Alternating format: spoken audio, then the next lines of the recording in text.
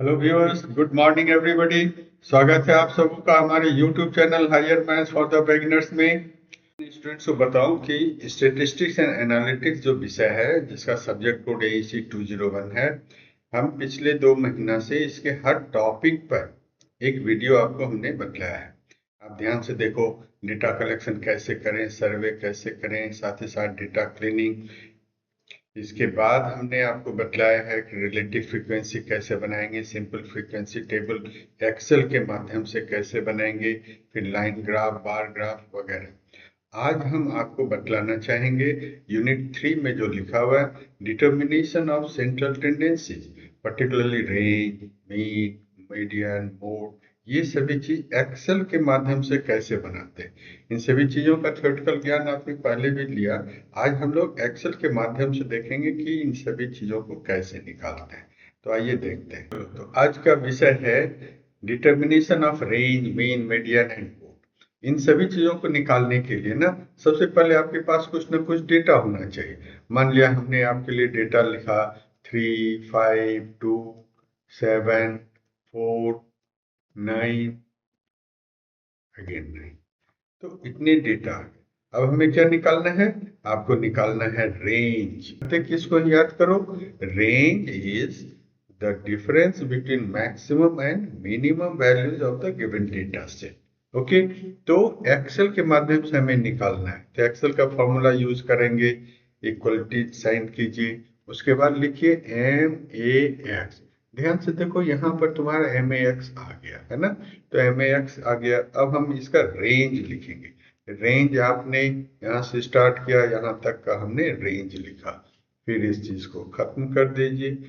अब हमें माइनस लिखना है, फिर MIN, मिनिमम निकालना है। हमने बतलाया ना कि रेंज का मतलब है मैक्सिमम और मिनिमम का डिफरेंस।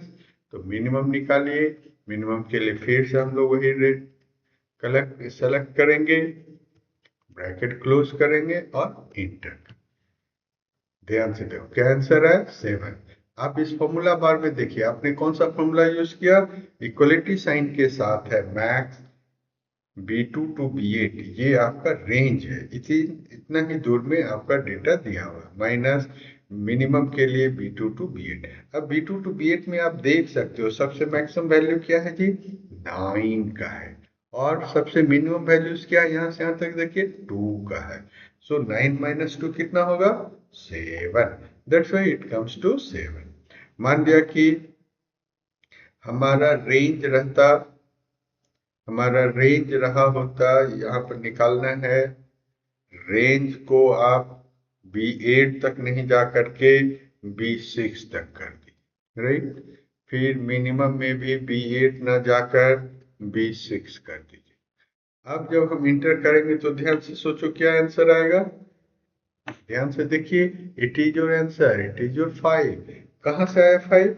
अब B6 में देखो सबसे मैक्सिमम क्या है, 7 है, और मिनिमम आपका 2 है। तो 7 minus 2 हो गया 5। तो स्टूडेंट, इस तरह से हम एक्सेल के माध्यम से रेंज निकालते हैं। रेंज निकालने के बाद अब हम लोग देखेंगे मीन। मीन का मतलब, यहाँ पर मीन का मतलब आप जानते हो कि एवरेज से है। एवरेज का मतलब sum of all the numbers divided by number of the numbers. तो उसके लिए हम लोग फॉर्मूला यूज करेंगे। ध्यान से देखिए, ये सभी फॉर्मूला कहाँ है, आप यहाँ पर आ जाओ। ऊपर में आप देख रहे हो रिबन में, यहाँ पर फॉर्मूला सेट में जाइए। फॉर्मूला में स्टेटिस्टिक्स खोजिए। स्टेटिस्टिक्स ना मोड फंक्शंस के नीचे में है, स्टेटिस्टिकल में जाइए। यहाँ पर आप देखो ध्यान से, एवरेज दिया हुआ है ना, ध्यान से। तो एवरेज में जाएंगे तो यहाँ पर हो गया एवरेज। अब एवरेज के फॉर्मूला में हमें लिखना है कि हमारा डेटा सेट्स कहाँ से कहाँ तक जाएगा। तो मान लो कि आपका डेटा सेट है यहाँ, तो B2 से लेकर मान लो कि B8 तक है, राइट। तो इसको आपको इंटर कर लेना, राइट। इंटर कर दीजिए। ध्यान से देखिए, ये आ गया तुम्हारा मीन। मीन का मतलब sum of all the value divided by number of the value. Average का ये लिखते हैं। फिर कहाँ से कहाँ तक है, मान लो यहाँ से लेकर हमें यहाँ तक जाना है। ब्रैकेट क्लोज कीजिए, एंटर कीजिए। अगेन इस यहाँ पर स्टूडेंट आप क्या देख रहे हो, ये जो एवरेज आया B2 से D8 तक, 3, 5, 2, 7 से लेके यहाँ तक, तो इस तरह से हमारा निकलता है मीन, है ना, सिंपल। चलिए मीन देखा आपने, अब आप आइए मीडियन में। अब मीडियन किसे कहते हैं जल्दी से बताइए। तो median is the middle value when the data are arranged in ascending order or descending order। तो यहाँ पर अगेन हम लोग मीडियन के लिए फॉर्मूला यूज करेंगे, इक्वल्स टू MED। जैसे ही आप टाइप करते हो तो यहाँ पर ध्यान से देखो आ गया मीडियन। अब मीडियन के लिए अब यहाँ से डेटा सेट अब सेलेक्ट कीजिए, कितना आ गया 5। आप ना इसे ध्यान से देख सकते हो, इस डेटा सेट्स को यहाँ से यहाँ तक आप कॉपी कर लीजिए। कॉपी करके आप मान लो कि यहाँ पर हमने लिखा, अब यहाँ पर डेटा में जा करके आप इसको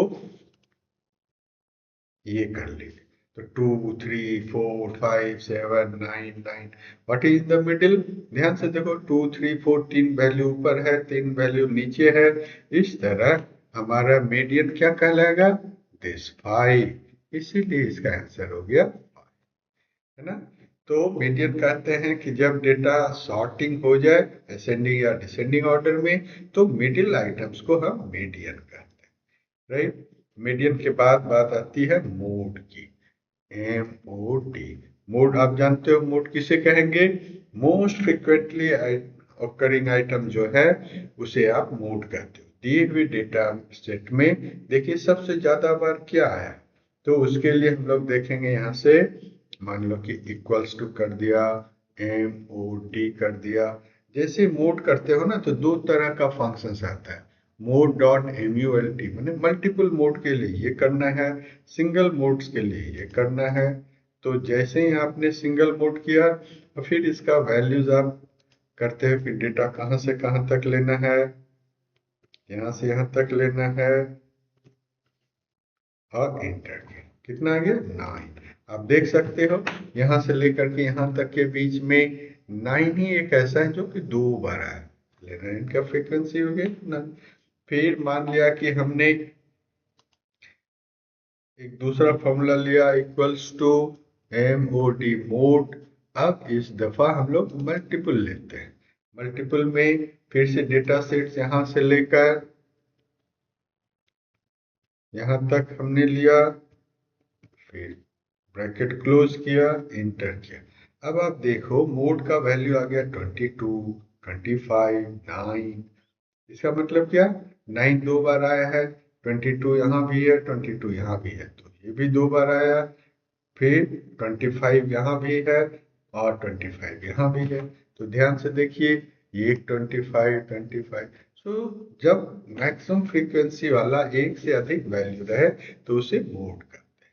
तो आज आपने देख लिया कि MS एक्सेल के माध्यम से रेंज कैसे निकलेगा, मीन कैसे निकलेगा, मीडियन, मोड, और ये सभी परीक्षा के लिए बहुत उपयोगी है।